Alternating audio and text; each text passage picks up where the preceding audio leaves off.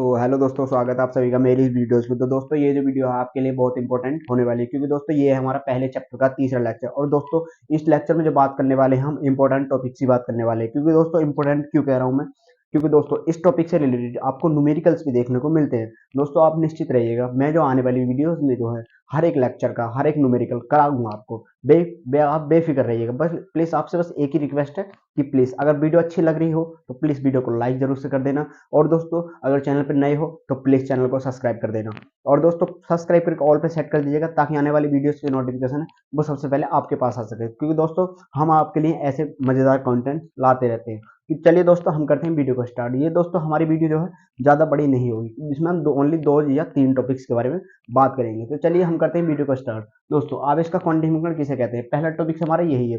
दोस्तों इस टॉपिक को आप हल्के में न लें, क्योंकि दोस्तों इस टॉपिक के जो रिलेटेड है आपको न्यूमेरिकल्स भी देखने को मिलेंगे। दोस्तों आपको पता है कि हमने दो तीन टॉपिक्स में, पिछले दो टॉपिक्स हमारे वो हमारे वीडियो के चैनल में पढ़े हैं। हम भी अभी से बैच स्टार्ट किया दोस्तों, तो आप उन वीडियोस को देख सकते हो जाकर के। तो दोस्तों चलिए हम करते हैं वीडियो को स्टार्ट। दोस्तों आवेश का क्वांटिफिकेशन किसे कहते हैं। तो दोस्तों आवेश का जो क्वांटिफिकेशन है, हम आपको पहले समझा देते हैं कि आवेश का जो क्वांटिफिकेशन है वो किसे कहते हैं। दोस्तों आवेश का जो क्वांटिफिकेशन है मैं बता दूं आपको, आवेश का क्वांटिफिकेशन बहुत ही आसान शब्दों में बताने वाला हूँ। तो दोस्तों आवेश का जो क्वांटिफिकेशन किसे कहते हैं, आपको पता है जो इलेक्ट्रॉन जो होते हैं, इलेक्ट्रॉन की हमारी फिक्स वैल्यू होती है। आवेश की इलेक्ट्रॉन की जो होती है फिक्स वैल्यू होती है। वो तो ना हो सकता एक इलेक्ट्रॉन, यानी 1/2 इलेक्ट्रॉन। मतलब कहने का ये है कि आधे इलेक्ट्रॉन कभी नहीं हो सकते। आधे electron, 2.5 electron, 3.5 electron, 5.5 electron, 6.5 electron, 7.5 electron, 8.5 electron, 9.5 electron, यानी 1.5 इलेक्ट्रॉन इसके रूप में कभी भी आवेश की वैल्यू यानी इलेक्ट्रॉन की वैल्यू नहीं हो सकती। इलेक्ट्रॉन की जो वैल्यू होती है फिक्स वैल्यू होती है, यानी 1 इलेक्ट्रॉन के रूप में किसी भी चालक में जा सकता, 2 इलेक्ट्रॉन के रूप में किसी भी चालक में जा सकता, 3 इलेक्ट्रॉन के रूप में किसी चालक में। अनंत तक मैं आपको बता दूं कि ये जो है n बराबर 1 2 3 4 5 इज राइट। ये क्या है, आवेश की वैल्यू है, ये फिक्स वैल्यू है। और डॉट डॉट डॉट डॉट मैं कर दूं आपको n तक, ठीक है। क्योंकि ये जो इलेक्ट्रॉन की वैल्यू है ये फिक्स वैल्यू है। हम इलेक्ट्रॉन को किसी आवेश में इसी टाइप से दे सकते हैं, ना कि हम इस टाइप से हम आवेश को किसी भी चालक में नहीं भेज सकते। तो ये जो है हमारा, ये क्या कहलाता है, आवेश का क्या कहलाता है, आवेश का क्वांटिमीकरण कहलाता है। ये चीज क्या है, आवेश का क्वांटिमीकरण कहलाती है ना। अब मैं आपको बता दूं, इसकी डेफिनेशन लिख लूं कि हम इसकी डेफिनेशन जो बताने वाले हैं बहुत ही आसान शब्द में मान लीजिए, कोई भी आवेश 1/2 इलेक्ट्रॉन, 3/2 इलेक्ट्रॉन, 5/3 इलेक्ट्रॉन, 6/2 इलेक्ट्रॉन या 7/1 इलेक्ट्रॉन। 7/1 इलेक्ट्रॉन ऐसे नहीं लिख सकते हम इसको, क्योंकि फिक्स वैल्यू हो जाएगी। हम इसको लिख सकते हैं 7/4 इलेक्ट्रॉन। इसके रूप में हम क्या कर सकते हैं, इसको मतलब किसी भी चालक में भेज नहीं सकते, यानी कोई भी आवेश इतने के रूप में नहीं हो सकता, नहीं हो सकता। ये क्या है, नहीं हो सकता। लेकिन मैं आपको बता दूं, लेकिन एक इलेक्ट्रॉन, लेकिन मैं बता दूं आपको, 1 electron, 2 electron, 3 electron, 4 electron, 5 electron, 6 electron, 7 electron, dot dot dot dot dot and तक तक हो सकता है। इसे हम क्या बोलते हैं, आवेश का क्वांटिमीकरण।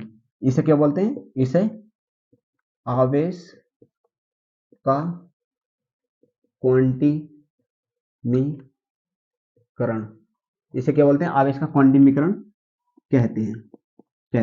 इसे क्या बोलते हैं, आवेश का क्वांटिमीकरण कहते हैं, है ना दोस्तों। ये जो है आपको मैंने बता दिया, इसे आवेश का क्या बोलते हैं, क्वांटिमीकरण कहते हैं। और दोस्तों आवेश का क्वांटिमीकरण यानी आवेश की जो संख्या है, आवेश को निकालने के लिए हमने एक सूत्र बताया था आपको। पिछली वीडियो आपने नहीं देखी है तो मेरे चैनल पे जाकर देख सकते हो, पिछली वीडियो पड़ी हुई है। लेक्चर फर्स्ट है, शायद लेक्चर फर्स्ट ही, हाँ लेक्चर फर्स्ट है, उस वीडियो को आप देख सकते हो। तो दोस्तों देखिए, इसे हम क्या करते हैं, इसे लिखते हैं Q बराबर NE। ये होता है फॉर्मूला इसका। ये क्या, क्यों क्या इसमें आवेश होता है। आवेश को निकालने के लिए हमने एक फॉर्मूला ड्रॉ किया है, ये वाला। इससे हम कह सकते हैं किसी भी आवेश को निकाल सकते हैं, किसी भी चालक के अंदर आवेश को हम आसानी से निकाल सकते हैं। कैसे निकाल सकते हैं, अगर हमें पता है कि उस चालक के अंदर जो इलेक्ट्रॉनों की संख्या है वो कितनी है, तो हम आसानी से उसे निकाल सकते हैं। और मैंने बता दिया था आपको कि इस वीडियो में इन सब का मतलब क्या होता है, लेकिन मैं फिर से बता रहा हूँ आपको। देखिए क्यू बराबर क्या होता है, आवेश आप डिफरेंशियल सी बात है, क्यू बराबर तो आपको पता होगा कि क्यू बराबर क्या होता है, आवेश, और एन बराबर भी आपको पता होगा क्या होता है, इलेक्ट्रॉन की संख्या। क्या होता है, एन बराबर इलेक्ट्रॉन की संख्या। और आपको ई बराबर ही पता होगा, ई क्या होता है, इलेक्ट्रॉन होता है। आपको पता है कि एक इलेक्ट्रॉन का मान जो होता है वो कितना होता है, 1.6 गुणे 10 की पावर माइनस के 19। ये होता है एक इलेक्ट्रॉन पर आवेश। एक इलेक्ट्रॉन पर जो आवेश होता है वो इतना होता है, आवेश यानी 1.6 गुणे 10 की पावर माइनस के 19 कूलाम। आवेश को हम किसे शो करते हैं, कूलाम। इसका मात्रक क्या, कूलाम। अब दोस्तों मैं आपको बता दूं, अगला जो टॉपिक है हमारा वो है कूलाम का नियम। तो चलिए चलते हैं अगले टॉपिक्स की तरफ। तो चलिए हम देखते हैं अगला टॉपिक्स। तो दोस्तों अगला टॉपिक है हमारा कूलाम का नियम। तो दोस्तों देखिए कूलाम का नियम किसे कहते हैं। दोस्तों आपने बहुत जगह पढ़ा होगा कि कूलाम का नियम किसे कहते हैं, लेकिन सब क्या है, आपको उल्टा उल्टा उल्टा उल्टा सब पढ़ा देते हैं। मतलब ऐसा है कि बच्चों को समझ में नहीं आता कि कूलाम का नियम किसे कहते हैं। तो मैं जो बताने वाला हूँ कूलाम का नियम, आपको मैं बोल दूं कि ये क्या चीज है, ये क्या है, मोस्ट। आप इसको क्या लिख लो, मोस्ट लिख लो, क्योंकि दोस्तों ये कूलाम का नियम जो है आपके लिए बहुत ही इंपॉर्टेंट है। क्योंकि दोस्तों इस फॉर्मूले से भी रिलेटेड आपको न्यूमेरिकल देखने को तो पक्का ही मिलेगा। इस फॉर्मूले को आप नहीं बचा सकते, क्योंकि इस फॉर्मूले से जो आपको न्यूमेरिकल देखने को मिलता है। और दोस्तों इसका डेरिवेशन भी मिलता है, लेकिन हम आप निश्चित न रहिएगा, हम इसको फॉर्मूले से आपको डेरिवेशन करना सिखा देंगे, क्योंकि इसमें कोई ज्यादा बड़ी बात नहीं है। चलिए हम करते हैं वीडियो को स्टार्ट। तो दोस्तों ये है हमारा कूलाम का नियम। तो दोस्तों कूलाम का जो नियम है वो क्या कहता है, जो कूलाम का नियम है वो कहता है, मैं आपको बता दूं कि मान लीजिए ये हमारे दो आवेश हैं, Q1 और Q2, यानी इसे मान लीजिए ये आवेश हैं दो, ठीक है, कुछ दूरी पर रखे हैं, ये माइनस है ये प्लस, माइनस और प्लस, या ऐसे कर लीजिए, इसको क्या कर लीजिए, माइनस कर लीजिए और इसको प्लस कर लीजिए। माइनस क्यू और प्लस, यानी प्लस क्यू और माइनस क्यू हमारे दो आवेश, ठीक है। अब इनके बीच में एक इजी सी बात है, क्या लग रहा होगा, बल लग रहा होगा, बिल्कुल लग रहा होगा, बल लग रहा होगा। तो ये जो है और क्या है, इनके बीच में बल लग रहा होगा, और इनकी क्या होगी, कुछ दूरी भी होगी, बिल्कुल सी होगी। आपको भी पता है कोई भी आवेश है थोड़ा बहुत दूर रखा तो उसके बीच की बिल्कुल भी दूरी होगी। तो दोस्तों ये जो कूलाम का नियम है ये क्या कहता है, ये कहता है कि दो स्थिर बिंदु आवेशों के बीच लगने वाले बल, दो स्थिर बिंदु आवेशों के बीच लगने वाले बल के समानुपाती होता है, तथा इनकी बीच के दूरी के, यानी दो आवेशों के गुणनफल के बीच लगने वाले बल के समानुपाती होता है ये नियम, तथा इसके बीच की दूरी के क्या होता है, व्युत्क्रमानुपाती होता है। ये क्या होता है, हमारा कूलाम का नियम। कैसे, आप समझे नहीं, बहुत ही आसान शब्दों में मैंने आपको बताया है कि कूलाम का नियम क्या कहता है। दो स्थिर बिंदु आवेशों के बीच, यानी दो आवेशों के गुणनफल, यानी दो आवेशों के बीच लगने वाले बल, मान लीजिए हमारे प्लस आवेश दो आवेश, यानी दो आवेशों के गुणनफल के बीच लगने वाले बल को क्या बोलते हैं हम, या उसके समानुपाती होता है, तथा उसके बीच के क्या होता है, दूरी के व्युत्क्रमानुपाती होता है। बस आप इसको बना बनाकर भी लिख सकते हो कि हमारे दो आवेश हैं, वो क्या है, उनके गुणनफल के, उनके उनके बीच लगने वाले बल, यानी दो आवेशों के गुणनफल के बीच, आप ऐसे लिखिए, दो आवेशों के गुणनफल के बीच लगने वाले बल के समानुपाती होता है, तथा इसके जो बीच की दूरी है उसके क्या होता है, व्युत्क्रमानुपाती होता है। ये होता है हमारा कूलाम का नियम। अब मैं आपको इसकी डेफिनेशन लिख के बता देता हूँ कूलाम का नियम किसे कहते हैं। तो स्थिर दो स्थिर आवेश आवेश के गुणनफल गुणनफल के बीच लगने वाले दो स्थिर बिंदु यानी दो स्थिर आवेशों के गुणनफल के बीच लगने वाले बल के समानुपाती समानुपाती होता है, तथा इसकी बीच की दूरी के व्युत्क्रमानुपाती व्युत्क्रमानुपाती होता है। इसे क्या बोलते हैं हम, आवेश का मतलब क्या बोलते हैं, कूलाम का नियम बोलते हैं। अब दोस्तों कूलाम का जो नियम है, हम इसके बीच क्या करते हैं, इसका जो बीच में है हम क्या करते हैं, बल, यानी हम देखते हैं कि दो आवेशों के बीच क्या बल लग रहा है।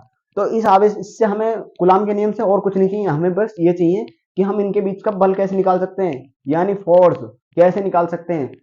इजीली है, मैं आपको बताता हूँ। फोर्स के लिए एक सूत्र बनाया हमने, फॉर्मूला क्या है हमारा, एफ बराबर, ये हमारा क्या है फॉर्मूला है। एफ बराबर हमारा क्या है, एफ समानुपाती होता है, यानी बल समानुपाती होता है Q1 और Q2। ठीक है, एफ समानुपाती है Q1 Q2 और इसके बीच की दूरी की क्या होता है, दूरी क्या मान लिया आर है, आर स्क्वायर। दो दो आवेश है, ठीक है, एक आवेश के बीच की दूरी है, दोनों आवेश के बीच की क्या दूरी है, आर स्क्वायर। ठीक है, अब मैं आपको बता दूं कि इसका जो डेरिवेशन है वो कैसे करेंगे हम। डेरिवेशन से अभी फॉर्मूला हमारे पूरा नहीं बना है, अब देखो इसका फॉर्मूला हम पूरा बना के दिखाते हैं हम आपको। तो एफ बराबर होता है हमारा, अब हम समानुपाती का चिन्ह हटाते हैं, तो यहाँ पर क्या एक वैल्यू आती है, के आती है। ठीक है, अब के आती है, के क्या है, नियतांक है, क्या है, नियतांक है इनके बीच का। ठीक है, क्या है, Q1 और Q2 अपॉन आर स्क्वायर।